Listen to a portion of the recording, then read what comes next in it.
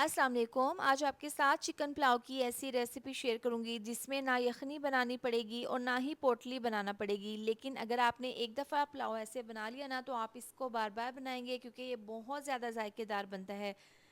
तो सबसे पहले चिकन को यहाँ पर मैरिनेट करना है। 1 किलो चिकन है, 1 चम्मच है पिसी हुई सौंफ, 1 चम्मच साबुत ज़ीरा है, आधी चम्मच पिसी हुई काली मिर्च है, बादियान का फूल, जलवतरी के 2 से 3 टुकड़े हैं और साथ ही है लौंग, साबुत काली मिर्चें, बड़ी इलायची और छोटी इलायची। ये डाल देंगे चिकन के अंदर और 2 चम्मच डालेंगे हरी मिर्चों का पेस्ट। इससे बहुत अच्छा सा फ्लेवर आएगा। और 2 चम्मच फ्रेश लहसुन अदरक का पेस्ट डाल देंगे इसके अंदर। साथ ही 1 कप इसमें दही डाल देंगे। ये डालने के बाद अब इसमें हम डाल देंगे तकरीबन 2 चम्मच नमक, 1 चम्मच पिसा हुआ धनिया और 1 अदद लेमन का रस इसमें निचोड़ देंगे।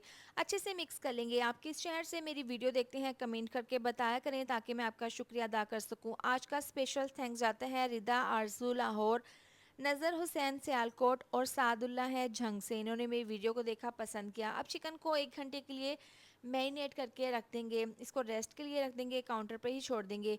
पतीले के अंदर हम डाल देंगे 1 कप घी, इसको गर्म कर लेंगे। इसमें डाल देंगे 2 मीडियम साइज़ के प्याज और प्याज को हमने गोल्डन फ्राई कर लेना है। हल्का सा कलर आने के बाद हाफ प्याज निकाल लेंगे, इसको गार्निश के लिए इस्तेमाल करेंगे। तमाम मैरिनेट किया हुआ चिकन डाल देंगे। बाउल में काफ़ी मिक्सचर लगा हुआ था तो आधा ग्लास पानी डालकर इसमें डाल देंगे और इसको यहाँ पर मिक्स कर लेंगे। इसको इतना पकाएंगे कि चिकन का पानी निकल जाए और दही का भी पानी निकल जाए। 4 से 5 हरी मिर्चें डाल देंगे, इससे ना बहुत अच्छा सा फ्लेवर आ जाएगा। पानी इसका अच्छे से पकना स्टार्ट हो गया है, इसको मिक्स कर लेंगे और अब बिल्कुल मीडियम आंच पर इसको कवर करके 15 मिनट के लिए पकाएंगे। इसी पानी में हमने चिकन को गलाना है। 15 मिनट हो गए हैं, दरमियान में ढक्कन खोलकर चेक कर लिया था और यहाँ पर देखें पानी दही का बिल्कुल ड्राई हो गया है और चिकन हमारा तकरीबन 90% गल चुका है।